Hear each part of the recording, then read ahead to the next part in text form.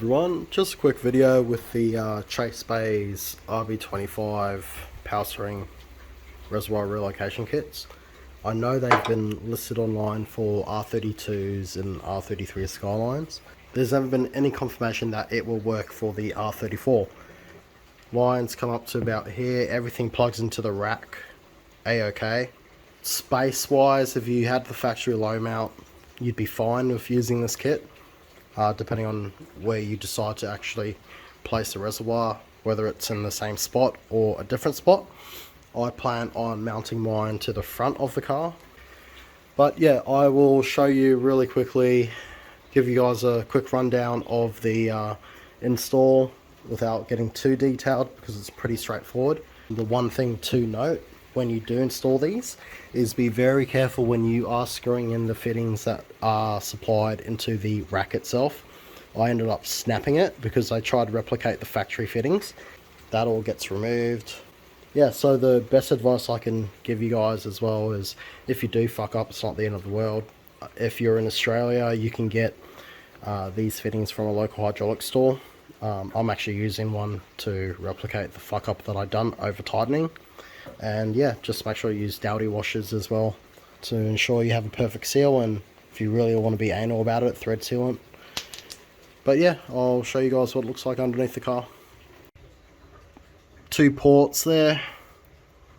The bigger port goes on the top, the smaller one goes on the bottom with the fittings. You can double check one of their installation videos, it's pretty straightforward. So they may be using different fittings compared to what you may have received in your kit, which was the case for me. Hence why I'm using a Pertec one on the left and their Chase Bay's one on the right. The right angle fitting then attaches to the one on the bottom there, and you want to run the nylon braided hose on the top, so the top port from underneath. I ripped out all the hard lines under here, as you can see, and ended up just using little factory holes here to cable tie the lines and run them underneath my sump. And I just ran them all the way down there and up here.